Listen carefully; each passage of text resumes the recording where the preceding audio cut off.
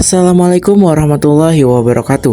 Halo semuanya, kembali lagi bersama saya Nabil Hafiz Zain, kelas 12 IPA 1. Di sini saya akan kembali memaparkan dan menjelaskan salah satu materi fisika yang berjudul radiasi elektromagnetik sebagai salah satu tugas dari bab 6. Berikut ini adalah penjelasannya. Selamat menonton dan menyaksikan. Dalam kehidupan sehari-hari, kita pastinya sudah tidak asing lagi dengan handphone, televisi, komputer, laptop, atau bahkan radio. Nah, biasanya kita hanya menggunakan benda-benda elektronik tersebut tanpa mengetahui secara jelas tentang suatu reaksi fisika atau kimia yang terjadi pada benda-benda tersebut. Sebenarnya teman-teman, menurut ilmu fisika, benda-benda tersebut akan menghasilkan suatu gelombang elektromagnetik hingga radiasi elektromagnetik yang sebenarnya memiliki dampak negatif bagi kita loh. Lantas, apa sih gelombang elektromagnetik dan radiasi elektromagnetik itu? Nah, jadi berdasarkan medium perantaranya, gelombang terbagi menjadi dua, yakni ada gelombang mekanik dan gelombang elektromagnetik. Gelombang mekanik sendiri adalah gelombang yang membutuhkan medium perantara dalam perambatannya. Sebaliknya, sedangkan gelombang elektromagnetik adalah gelombang yang tidak membutuhkan medium perantara dalam perambatannya. Salah satu contoh paling sederhana dari gelombang elektromagnetik ini adalah cahaya matahari yang menyinari bumi. Pada tahun 1864, James Clerk Maxwell mengemukakan suatu teori tentang gelombang elektromagnetik yang merupakan radiasi atau pancaran dari percepatan muatan listrik dalam medan listrik yaitu E dan medan magnet yaitu B. Gelombang elektromagnetik sendiri dibentuk oleh medan magnet dan medan listrik yang saling merambat tegak lurus. Sumber penghasil gelombang ini sangat berbeda-beda. Di sini, gelombang akan tercipta kalau ada perubahan muatan. Nah, perubahan tersebut jika terus berlangsung akan menyebabkan perubahan medan magnet dan listrik secara sinusoidal yang akan membentuk grafik dari sinus ataupun sin. Nah, penggabungan dari medan listrik dan medan magnet yang saling berosilasi ini dan merambat dikenal dengan istilah radiasi gelombang elektromagnetik. Nah, ini merupakan contoh animasi ataupun skema dari gelombang elektromagnetik, di mana di sini ada E dan juga B yang saling naik dan saling turun, tetapi tetap tegak lurus. E itu menyatakan medan listrik dan medan magnet dinyatakan dengan B. Kecepatan gelombang elektromagnetik dapat ditentukan dengan cara sebagai berikut, yaitu C sama dengan 1 per akar epsilon 0 dikali sama mu 0, di mana C sendiri menyatakan laju perambatan gelombang elektromagnetik dalam ruang hampa. Epsilon menyatakan permitivitas ruang hampa. 4pi dikali 10 pangkat min 7 Newton second kuadrat per kolom kuadrat. Sedangkan mu 0 menyatakan permeabilitas medium. 8,85 dikali 10 pangkat min 12 kolom kuadrat per Newton meter kuadrat. Nah, berikut ini ada contoh soal. Di sini diketahui gelombang elektromagnetik dalam suatu medium memiliki kelajuan 2,9 dikali 10 pangkat 8 meter per sekon. Jika permitivitas medium 12,56 dikali 10 pangkat min 7 Weber per ampere meter, tentukanlah permeabilitas medium tersebut. Nah, di sini langsung kita jawab. Diketahui C-nya itu adalah 2,9 dikali 10 pangkat 8 meter per sekon, sedangkan epsilonnya itu 12,56 dikali 10 pangkat min 7. Nah, karena di sini itu ditanyainnya itu adalah permeabilitas, maka kita bisa menentukannya dengan cara menggunakan persamaan Maxwell yang sudah dijelaskan pada slide sebelumnya, di mana itu rumus awalnya itu C sama dengan 1 dibagi akar dari mu 0 dikali sama epsilon. Nah, di sini karena ditanyainnya itu adalah adalah mu-nya, maka mu-nya pindah ke C, sehingga C-nya masuk ke dalam akar, sehingga mu sama dengan 1 dibagi akar C kuadrat dikali sama epsilon, sehingga didapatkan mu sama dengan 1 dibagi dalam kurung 2,9 dikali 10 pangkat 8 kuadrat dikali 12,56 dikali 10 pangkat min 7, sehingga mu-nya jika dihitung-hitung dihasilkan 9,467 dikali 10 pangkat min 12 Weber per ampere meter. Sifat dari gelombang elektromagnetik adalah sebagai berikut, di mana perubahan medan listrik dan medan magnet terjadi pada saat yang sama. 2. Termasuk gelombang transversal, karena arah getarnya tegak lurus dengan arah perambatannya. Tidak adanya pengaruh oleh medan listrik dan medan magnet karena tidak memiliki muatan. Dapat mengalami peristiwa pemantulan atau refleksi, pembiasan atau refraksi, lenturan atau difraksi, interferensi, dan polarisasi. Dan dapat merambat melalui ruang hampa dengan kelajuan 3 kali 10 pangkat 8 meter per sekon. Oke, berikutnya di sini kita akan membahas tentang spektrum elektromagnetik. Jadi, spektrum elektromagnetik adalah ragam gelombang elektromagnetik yang dikategorikan berdasarkan rentang panjang gelombang atau frekuensinya. Spektrum ini dipancarkan oleh transisi elektron ketika suatu elektron berpindah dari orbit satu ke orbit yang lainnya. Nah, di sini kita bisa melihat tentang spektrum gelombang elektromagnetik. Nah, berdasarkan gambar di sini, gambar ini menunjukkan bahwa hubungan antara frekuensi dengan panjang gelombang pada spektrum itu berbanding terbalik. Jika F besar, maka panjang gelombang akan kecil. Begitupun sebaliknya, jika frekuensi kecil, maka panjang gelombang akan besar. Di sini ditunjukkan bahwa panjang gelombang terkecil dimulai dari sinar gamma, dan paling besarnya itu adalah gelombang radio. Sedangkan dari frekuensi, itu yang paling kecil adalah gelombang radio, sedangkan frekuensi paling besar dimiliki oleh sinar gamma. Di sini juga terlihat beberapa jenis sinar atau spektrum dari gelombang elektromagnetik, seperti gelombang radio, gelombang mikro atau radar, sinar inframerah, kemudian cahaya tampak, sinar UV, sinar X atau ronsen, serta sinar gamma. Nah, untuk lebih jelasnya terkait dengan spektrum gelombang elektromagnetik, perhatikan pembahasan atau penjelasan berikut ini. Oke, yang pertama ada sinar radio. Gelombang radio termasuk ke dalam spektrum yang memiliki panjang gelombang terbesar dan frekuensi terkecil karena memiliki frekuensi antara 10 pangkat 4 sampai 10 pangkat 7 Hz. Nah, di sebelah kiri di sini ada beberapa tingkatan atau pengelompokan gelombang radio.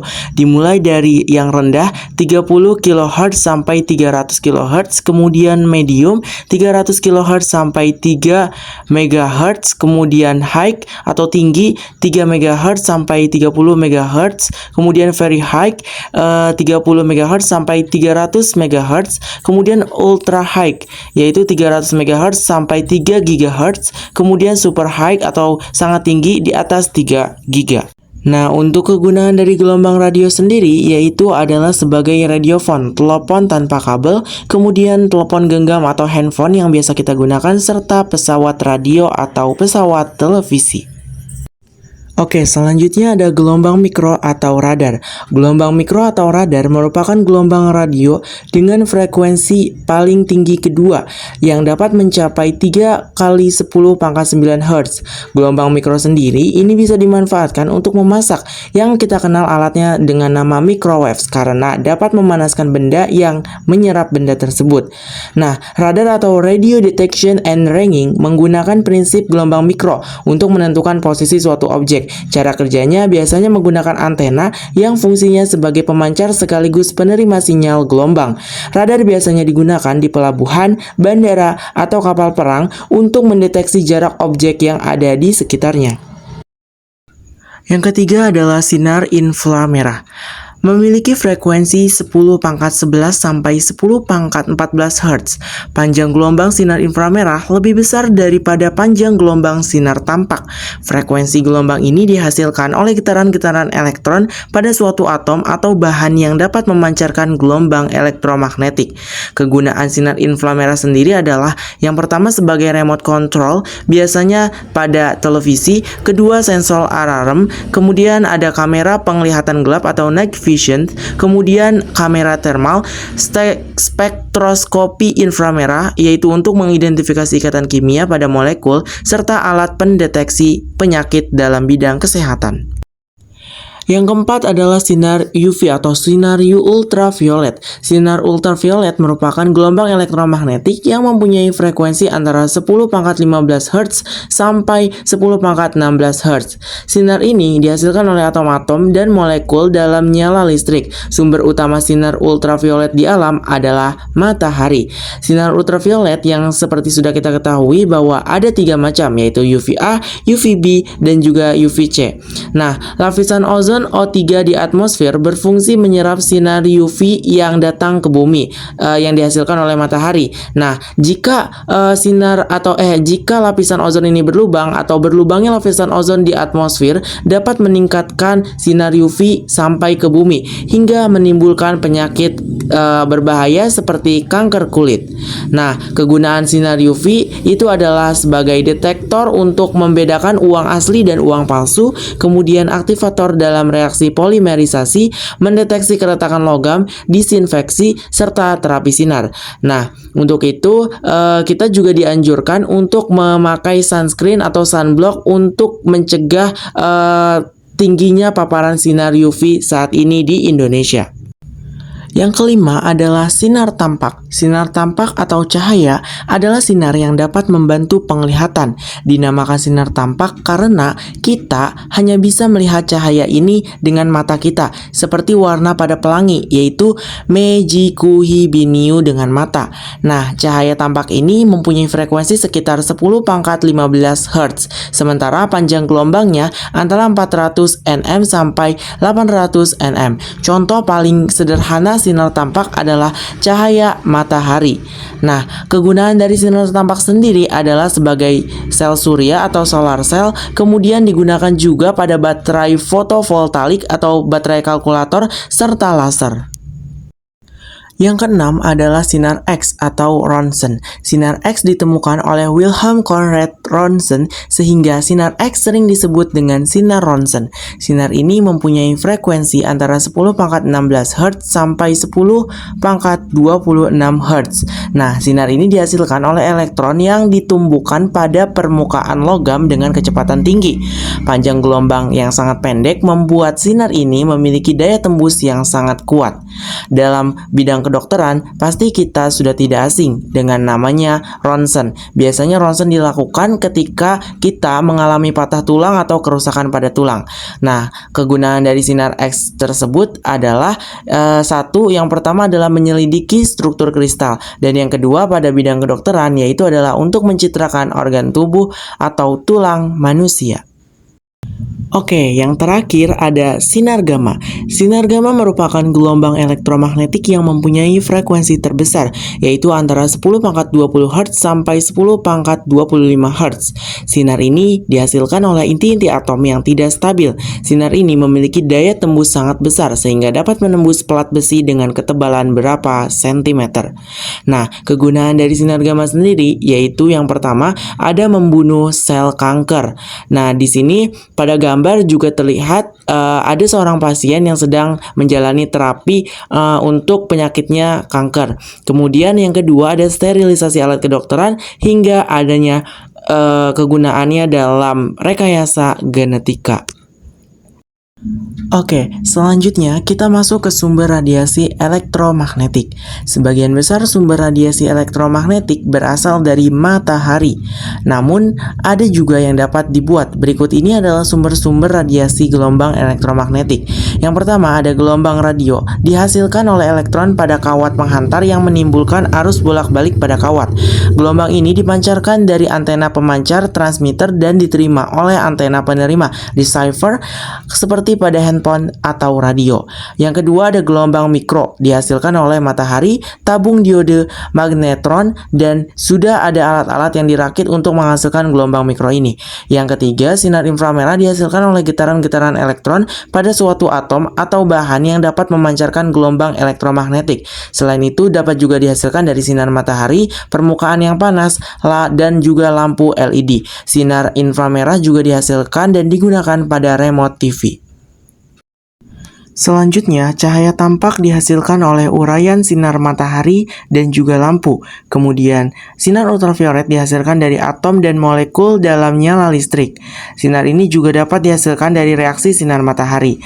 Nah, kemudian sinar X dihasilkan dari elektron-elektron yang terletak di bagian dalam kulit atom. Sinar X juga dapat dihasilkan dari elektron dengan kecepatan tinggi yang menumbuk logam. Dan yang terakhir, sinar gamma dihasilkan dari radioaktivitas nuklir atau atom-atom yang tidak stabil dalam reaksi inti. Sinar gamma memiliki daya tembus yang sangat kuat sehingga mampu menembus logam yang memiliki ketebalan beberapa sentimeter. Oke, yang terakhir ada bahaya radiasi elektromagnetik. Paparan radiasi ultraviolet yang berlebih terhadap manusia, hewan, tanaman, dan bahan-bahan bangunan dapat menimbulkan dampak negatif. Pada manusia, radiasi UVB yang berlebihan dapat menimbulkan penyakit kanker kulit, katarak mata, serta mengurangi daya tahan tubuh terhadap penyakit infeksi. Selain itu, peningkatan radiasi ultraviolet B juga dapat memicu reaksi kimia di atmosfer bawah, bagian bawah yang mengakibatkan penambahan jumlah reaksi fotokimia yang dihasilkan asap beracun, terjadinya hutan asam, serta peningkatan gangguan saluran pernapasan.